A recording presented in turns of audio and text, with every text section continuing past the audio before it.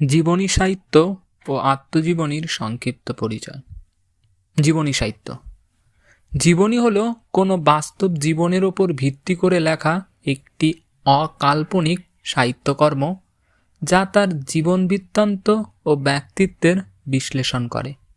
উদাহরণ: রামরাম বসুর রাজা প্রতাপাদিত্য চরিত্র, অজিত কুমার চক্রবর্তীর মহর্ষি দেবেন্দ্রনাথ ঠাকুর, ব্রজেন্দ্রনাথ বন্দ্যোপাধ্যায়ের রামমোহন রায়, চণ্ডীচরণ বন্দ্যোপাধ্যায়ের বিদ্যাসাগর চরিত, অচিন্ত্য কুমার সেনগুপ্তের পরম পুরুষ শ্রী শ্রী রামকৃষ্ণ, বীরেশ্বর বিবেকানন্দ প্রভৃতি।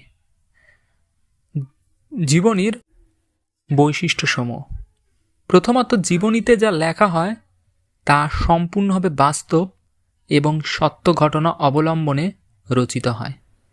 দ্বিতীয়ত, শুধুমাত্র ঘটনা প্রবাহ নয়, জীবনীকার ব্যক্তির চরিত্র, মানসিকতা এবং জীবন দর্শনকে গভীরভাবে বিশ্লেষণ করেন জীবনীতে।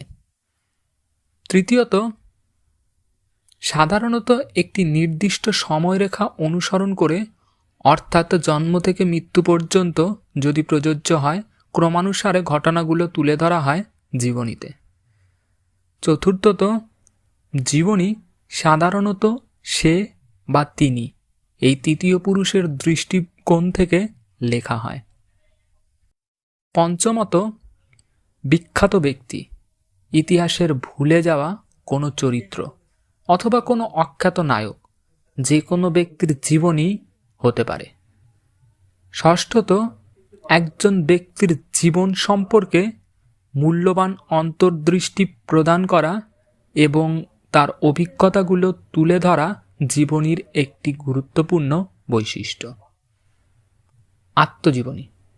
আত্মজীবনী হলো কোনো ব্যক্তির নিজের জীবনের গল্প, যা তিনি নিজেই লিখে থাকেন।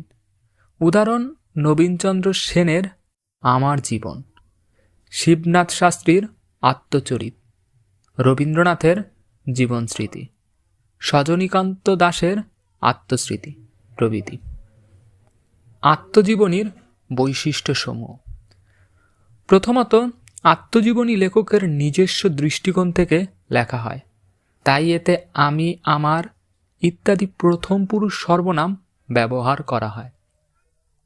দ্বিতীয়ত, আত্মজীবনীতে লেখককে তার জীবন কাহিনী উপস্থাপনে সৎ ও আন্তরিক হতে হয়। তৃতীয়ত, সাধারণত এটি জীবনের ঘটনাগুলিকে একটি কালানুক্রমিক ক্রমে সাজিয়ে বর্ণনা করে, যদিও ব্যক্তিগত প্রভাবের জন্য ফ্ল্যাশব্যাকও ব্যবহার করা যেতে পারে। চতুর্থত, কোনো আত্মজীবনীতে বাল্যস্মৃতি, কর্মজীবন বা সমসাময়িক আর্থসামাজিক সম্পর্কের ওপর বেশি জোর দেওয়া হতে পারে।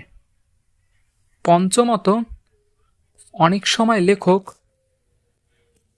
আত্মজীবনীতে তাদের জীবনকে একটি বৃহত্তর সাংস্কৃতিক বা ঐতিহাসিক প্রেক্ষাপটে তুলে ধরেন, যা পাঠককে লেখকের জীবন বুঝতে সাহায্য করে।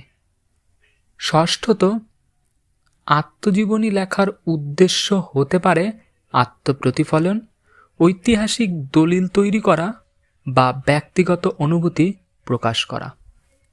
সপ্তমত, আত্মজীবনী জীবনী থেকে ভিন্ন, কারণ এতে লেখক কাল্পনিক উপাদান যোগ করতে পারেন এবং নিজের জীবনের বাস্তব ঘটনাকে একটি কাল্পনিক উপন্যাসে রূপান্তর করতে পারেন।